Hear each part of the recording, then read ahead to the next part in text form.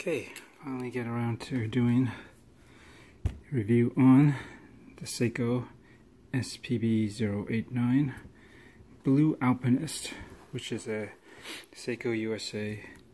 exclusive limited edition model.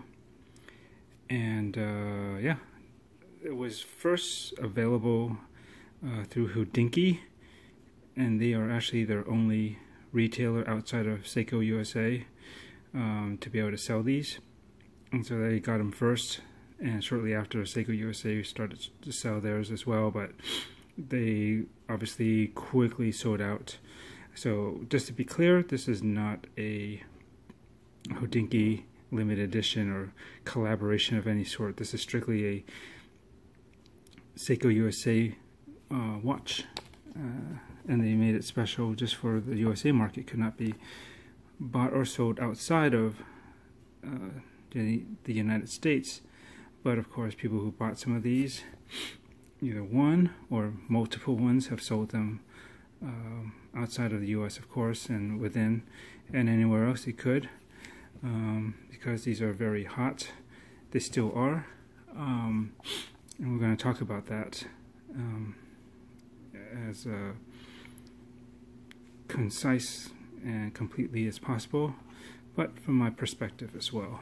And you obviously would have watched other videos that have talked about this already, so it doesn't hurt to get another point of view. So let's get into it. Okay, so I'm going to start by winding this. This is a 6R15 movement, just as in the SARB 017, the green Alpinist with the gold accents. That's been going on for at least, I think, over 10 years. I think it was originally probably closer to 12. It was introduced in 2007, and this is 2019. It's a very good movement. 50-hour power reserve, date complication. Forget how many. What's the movement? I think it's 21,600, which allows it to. It's a little bit slower than some other ones, which are 28,800, something like that. That gives it its extended power reserve. But I think it's too sweet. It's pretty smooth, and there's no exhibition case back, but you do get this solid case back, much like the SARB 017. But that one has probably a slightly deeper engraving, and it doesn't say limited edition, and it's not numbered like this one is. This is number 0738 out of 1959. It's the same case size as the SARB 017 in all respects, except for the fact that it's limited edition. This strap that it comes with is unique to this, as well as, of course, the star is that lovely blue dial, and the lack of gold on this one, so it's much more versatile. So we're just going to get into the specs real quick just to confirm, zero it out. But there's been some confusion as to what the exact size is, but it really is 39.5, just under 40 millimeters, as you can see here. Right, and just measuring the best I can, but yeah, it should be about 39.5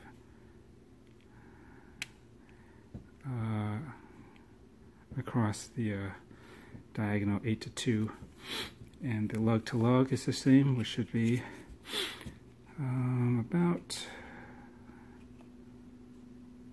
I guess, 46.5.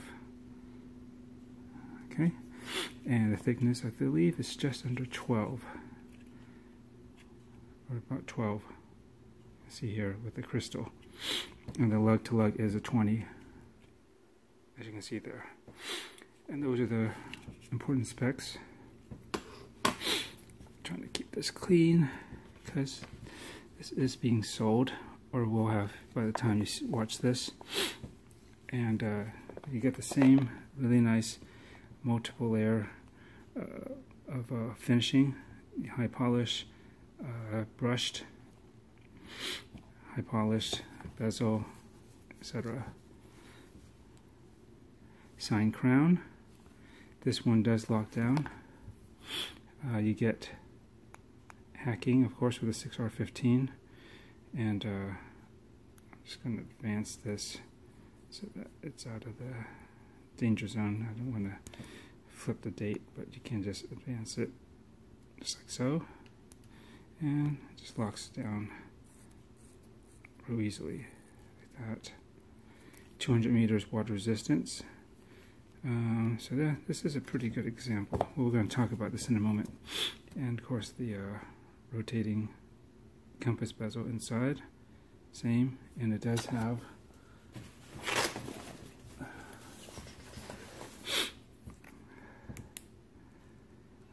Seiko Luma Bright. It looked kind of bluish, but you know, it really is green. It's just my color balance is more green. And this does last, it's pretty potent, charges pretty easily with a normal light. Sunlight is always the best, or something that simulates sunlight. But I've had no problem reading this throughout the night, from, you know, fully charged 12 midnight to at least 6 a.m. when it's still pretty dark. All lights are out. And yeah, the only thing is there's no double indices at the 12 or any way to differentiate the orientation.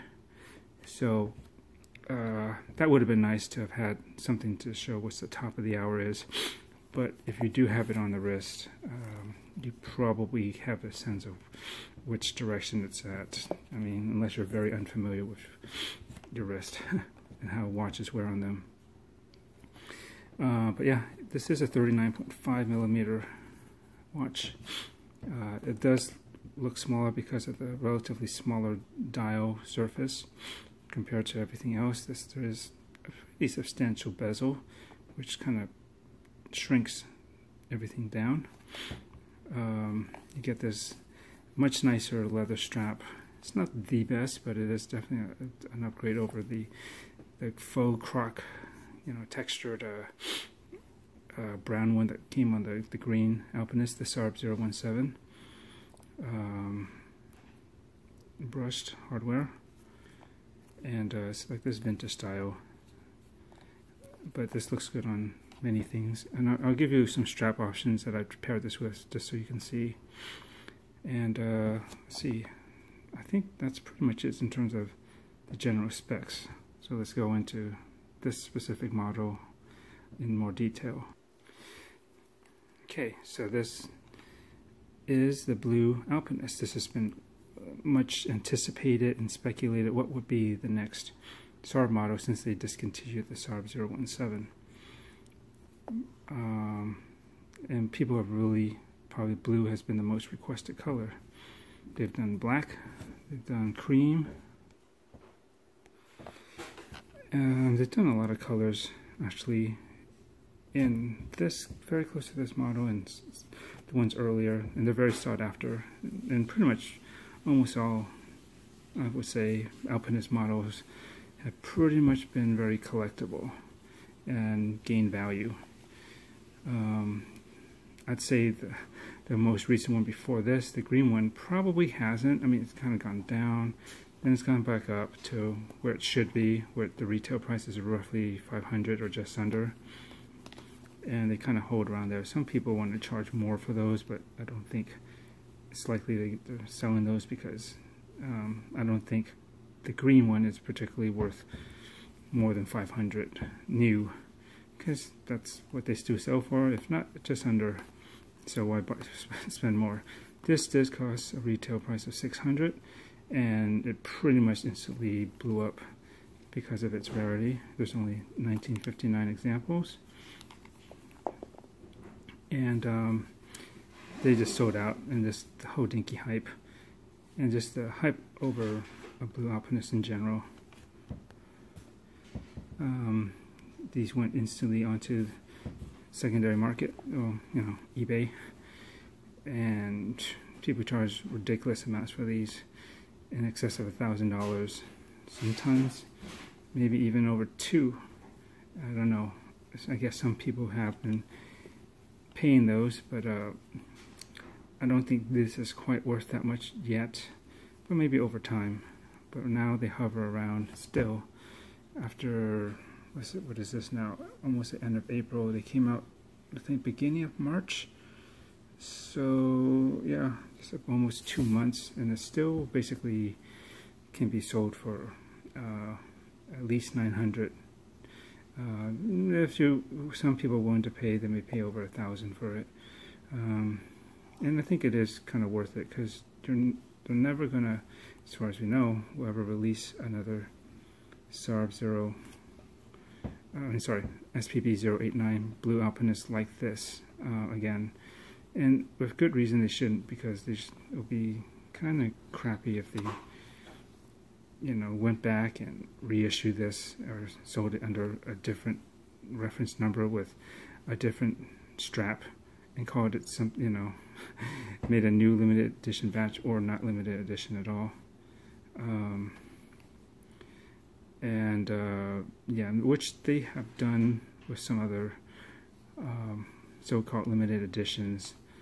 So like some Presage models, like the Starlight, and the other one that came out with it, the Hodinkee, forget the name. But they came out about the same time, and it was supposedly a JDM special under one reference number with a certain amount of limited editions, which I did buy, and then later on, which they didn't really advertise, but under the broader, I would say, Asian Pacific market, they also had another exact same model, but all they did was do a strap change, like from smooth to a cork textured dial. A strap, and that was pretty much it. And they gave it a different reference out with an even higher limited edition number. So that really, I don't know, that kind of pissed me off and kind of, killed the charm of having something limited edition. Because you thought that would be the special one, but you find out there's actually basically the same model with only a strap change, which doesn't mean jack, and an even larger limited edition number on top of what they already did for the original one, or well, the JDM version. And so yeah, that was kind of lame of them to be so sneaky about that. And they didn't really advertise that, as far as I was concerned. They always was advertising the JDM model. Anyways, so I hope that doesn't happen to this. They really should keep, if they're going to do a limited edition, stick to the guns and keep it that way. Yeah, okay, let's talk about that. Is it a good thing that they made this limited edition and only available to the US market?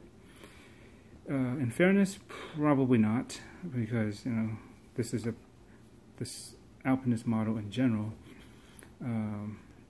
is a very popular model already, and a lot of people have been wanting a different color, because the green and gold, including myself, although nice, it's not really. If you don't think you can pair it with something very nicely, then I think the problem is just you just don't like that color combination. That's how I felt. I could probably pair it, but I didn't like green and gold myself. It's just not my thing. And other than that, I probably would have bought one a long time ago, but I knew I wouldn't wear it much. So I am glad that they did make a blue version. Now, and this is probably the best version currently out. I mean, it's just so much more versatile and appealing to the mass audience over a green and gold. And yeah, if how I want to go about this? I say now that it is a limited edition, I'm not bitching about it, because one, I was able to get a hold of one, and secondly, $600 is not that much. Some people complaining, oh, you can get the old one. Well, this is not 12 years old as the SARB 017. It's not even, and that one isn't even limited production. There's way more than 1,959 examples of the green and gold version. Even after they sold out, they still have new surpluses. unlike this. This is just brand new. It's more in demand. It's just limited edition and exclusive, and so yeah, it demands a premium. And 600, it's not that bad. You could pay a lot more for a lot less. I mean, a Seiko with similar spec, 200 meter water resistant. There's a 6R15 movement. Easily could cost you $800-900, even more than that, and it may not be limited edition. Chances are it probably isn't. You know how Seiko prices are going up anyways. So I think this sits happily in the middle. It's not entry level, and it's not super high end, but it has a lot of nice features. I mean, the shape, the fit, the universal size of just 39.5, 12 millimeters thick isn't too much, and Seikos generally have a way of setting into your wrist and making it look lower. Anyways, it helps that the midsection, or at least the case in general, is kind of sectioned off. It's not a fat slab from top to bottom. You got this part that kind of goes in, and then this part, you just get this edge, the side profile edge is actually relatively thin compared to everything else, the overall size of the watch. And then you got this beveling, and then sectioned off by this bevel here. So that helps break it up and make it look smaller. So you got really nice finishing, and this can, applied markers, indices, logo, nice cathedral hands. The proportions are good. The hour hand just reaches like the tip of the hour indices, right? And the minute one, you can see, reaches that line that runs the minute track perfectly. And the second hand goes all the way out to the outer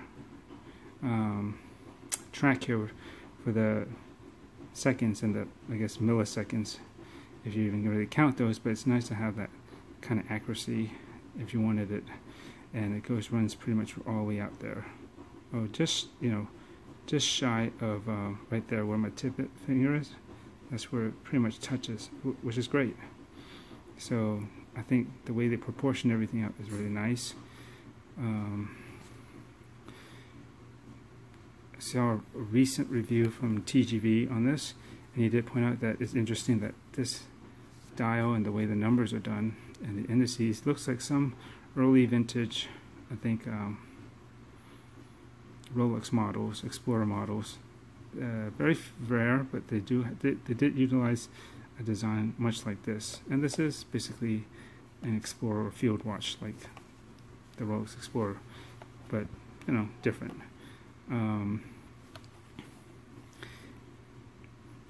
But yeah, since this is a special limited edition, I think it's worth it, and the price hike, I think it's kind of worth it too, because you're not going to get anything quite like this in Seiko's catalog, in this color and everything. And this design is to its own. This Alpinist, they try to make something with a compass bezel and a field watch, but it's much more bulkier and less elegant than this.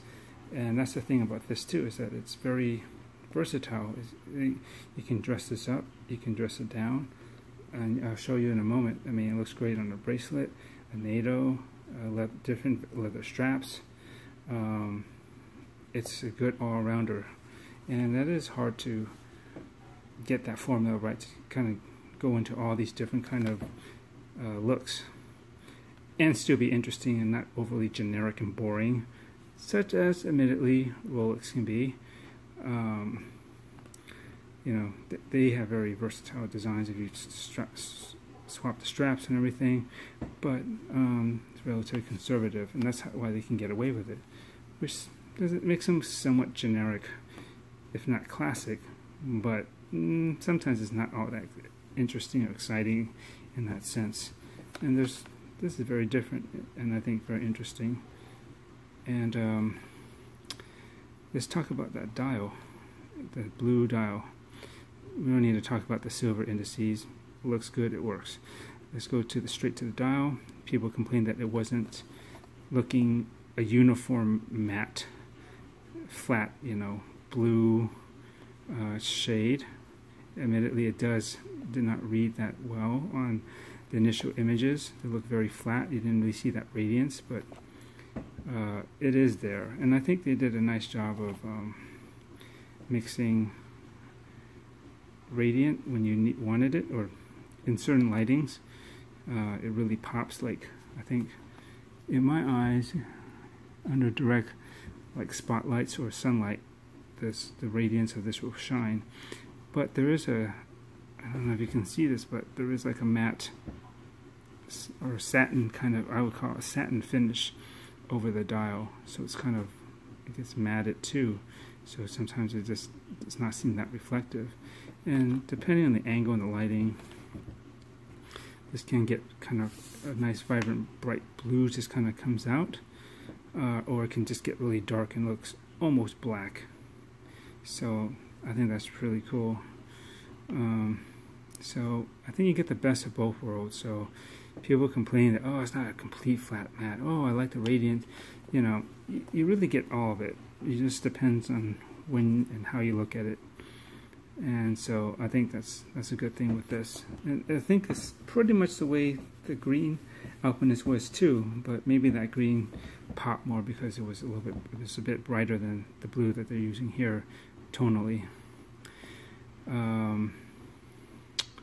What else can I say about this? They did a pretty decent job of matching the chapter ring dark blue to the dial. It's not perfect, but close enough. And there are nice red accents at some of the letters, like in the northwest, north, anywhere where there's north, it will have a little bit of red to it, and the rest is white.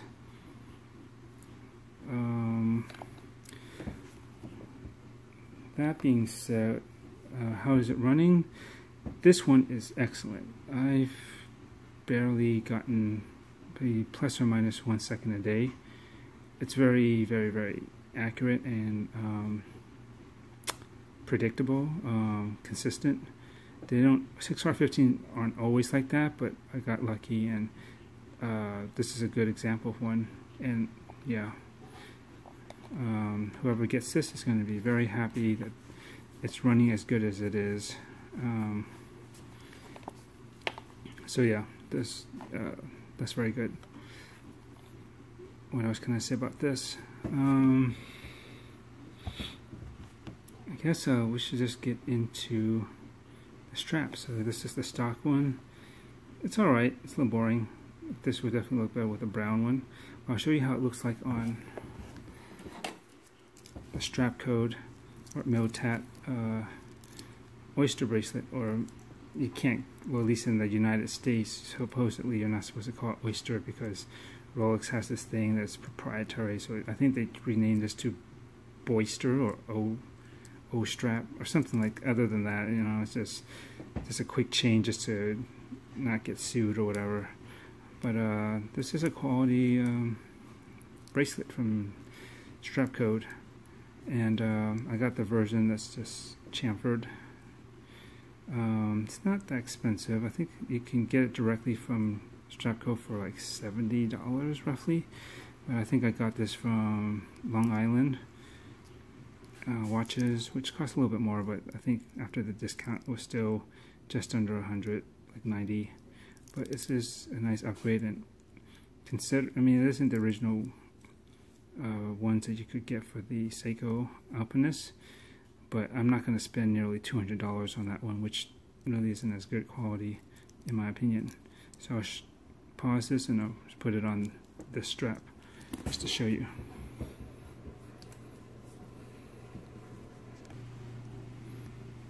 Okay, this is how it looks like on the Strap Code Oyster bracelet. It's a perfect fit, of course. This is the Super 3D, and that's why I like it. I like the fact that, similar to me, when I first noticed this kind of design where this center pops out and these links kind of go in a little bit more than this. It's on a Rolex, more of the more modern Rolex sports models. I always like that look. Yes, some people don't like the fact that way that this comes out to here where it meets the rest of the bracelet. Some people like it to kind of kind of be divided right there, and so it actually folds down from that point. But it's not a big deal to me because this bracelet does fold in quite a bit anyways, enough. I mean, you have to have really small wrists where that's going to be an issue. So on my 6.875 inch wrist, it just fits like that. And you know, this line naturally follows kind of out from the lugs like that and down anyway, so the fact that this sticks out is really no big deal, and I just like the way this looks. It looks more 3D, as they say. You know, it's got a little bit more dimensionality. I like that, instead of just a flat piece that goes across here, which kind of looks a little boring to me. That's my take on it. But you can see this watch wears really well. It curves down nicely. Let's see, let me adjust it a little bit. It's just like that. I think it really makes that silk blue dial and all the little accents on it kind of pop out well against this. So I will be selling this separately, but don't expect a huge discount because it's in great condition, and you know, generally a good quality bracelet from Strap like this costs a fair amount, but it won't be full price, I'll tell you that. But anyways, you'll see me list it or ask me about it if you're interested. Yeah, so I'll show you some other strap options real quickly before I close this review out. So I'm just not gonna bother putting it directly onto here because I don't want to risk adding scratches unnecessarily to this. But you can imagine and see here how well it pairs. This is very obvious that it will pair well with a brown strap. Oops, sorry, let me just darken it just a tad. Okay, right, it's kind of a vintage style. It'll obviously go well with something blue. Of course, these are very safe and obvious choices, but I figured I'd share those. You know, you can have something unexpected and fun, like such as this tartan strap. You know, which is weird. I don't think I ever tried it on this, but I think it would look pretty darn cool because there's blue in it, and just to have the other colors on there is fun. It's a popular one. Not everyone's attracted to this, but I think it really does work pretty cool with this. And here it is on a gray kind of crocodile textured strap. You can kind of dress it up like that. I think that looks pretty sharp too. This light gray suede one is also pretty cool. Makes the blue pop. And this is from Fluco, Germany. Not too expensive. I think they only run like around $25 maybe at most. But this is one of my favorite ones. I believe it's Fluco. But yeah, handcrafted in Deutschland. So yeah, this is a good one. This is pretty cool too. This is like a matte ivory, almost bone white ostrich strap. I think that also complements and plays off of the blue very well. Just makes it pop. And being a Explorer field watch, basically, of course, a canvas strap always works well. This kind of, I think this is like a khaki brownish type of color. Can't go wrong with anything military-like a khaki brown, olive drab, etc. They all just kind of work universally with a lot of watches, just with this generic field military look to them. It just for me, I think they always work. Okay, we're gonna try some NATOs, and of course, like a white one would work here. Again, I like light colors that pop out. This kind of Omega Commander, you know, Seamaster Omega, was it Bond Commander edition for the Seamaster. You might know the one. They have a similar looking strap like this. That's navy red with some gray or silverish kind of stripes in here like that, and that plays off of the red nicely, and of course the blue and the gray works with the silver. Good gray NATO always works well. Can't go wrong with that. That's another good kind of military-esque color. Some people have put them on these Aston Straps. This is the part of their Fleet series. I think this is the carrier strap, if I'm not mistaken. I like the bluish grayish tones. It's not a bad match with this, but I found that where is it? This works really well. This Spitfire one that I got from Cheapest NATO is really cool. Don't really see too many NATOs like this type of pattern. If you look at it, it's got like a fine, you know, striping here and all this detail, and there's a little bit of tan or gold thin pinstripe right in there. It just doesn't have it, but it just kind of works. I mean, sometimes the watch picks up warm tones, so you can kind of wear it. And again, the navy and the red accents kind of go with what's inside the in the dial as well, right? That reddish color. Probably doesn't pick up that well in my video, but believe me, in real life, it's a really good match. This is definitely a popular one that I paired with this that people seem to like. Can't go wrong with a good, you know, tan textured leather strap like that. That always works with blues. Marine Nationale style, right? There is no yellow or green, but again, military themed straps always seem to work really great with, you know, any watch in my book.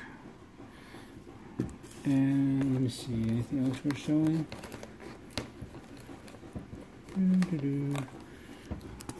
There's another Aston.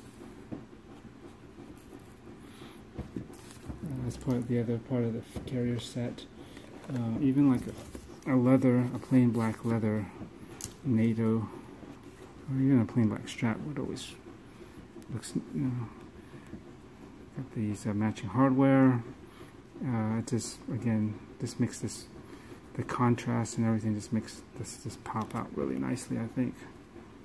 Sorry I didn't have time to put it on the actual watch because it's very time consuming, and I just got to wrap this up quicker because I have other things to do. Here's one from Watch Stewart, which is one of my favorite brands too, and it goes on similarly to a Marine Nationale, but it's a little bit different. But this is a navy one. I also have like a more military green one, which that works really well too, of course. So you can see this thing is a real strap monster. There's pretty much nothing that won't go with this watch. So to conclude, let me put some stuff away. Okay, so to conclude, this is a brilliant watch. There's a reason why it's as well loved as it is, and maybe as well it could be well hated in the same way. Is it worth the money? If you can get it at retail, which isn't likely these days, but if you could get them at $600, I think they were worth it. Even if you paid $900 or close to $1,000, it probably still is. I mean, these could probably go up if they maintain the exclusivity. There's always going to be a cult following for this and a desire for these. I mean, in the whole world, there's only 1,959 examples, and there's definitely going to be a lot more fans that want this than can be had. So I think the demand will always be there as long as they keep this as a limited edition. I mean, yes, it's controversial. I mean, so many people wanted it, and now not everyone can get it. But I'll just say that, you know, I think Seiko will probably release other versions of this sooner or later, maybe a different color. I hope not the same, because it would kill the you know, be purposeless to do that since this was supposed to be limited edition. So just wait, or they may make a new one altogether. Who knows, right? But yeah, I think limited editions are a good thing. They help fuel the fire and the excitement for a product, you know, especially if it's one that's popular, even more so, right? Makes it hot. I mean, something to strive for, something that you're proud to own if you can get a hold of one and really enjoy it, versus getting the same old watch that anyone else can get. I mean, it's okay, but, you know, I mean, I'd be lying to say that watch collecting isn't a self-indulgent hobby. You know, it is selfish. It is something about a little bit of vanity and pride at the same time, and just some fun, just to be able to get something, for me at least, something that's exclusive, or at least not likely to be copied in anyone else's collection. I don't want something that everyone else will have. And it's like, well, you know, because if you go to someone else's, visit like a bunch of other people's collection, and you find that they're almost repeated, like they're almost mirror images of each other. I think that would be kind of boring. Sure, there's some camaraderie of appreciating the same things, but I think it's more interesting to experience diversity, not to be able to have exactly the same thing as someone else has. And believe me, I don't have everything exclusive, far from it. So yeah, I just think it's a good thing to have a limited edition once in a while, or at least in the right spots, and especially if it drives the prices up. I know it may piss off people, but in the watch market in general, you're going to lose out on buying new ones, at least. So the rare and probably very few times that you can actually make money, if not break even, at the very least, is a very good thing, you know, to be able to enjoy it. And if you do decide to sell it, it pays for itself and then some, and that's not a bad thing. You really don't get that with a lot of watches. So I think it's okay. The only thing that would change on here is, and I agree with TGV on this, there has been some missed opportunities, because it's essentially just a dial change, although a very nice one that a lot of people want and like. That being said, they were to redo this.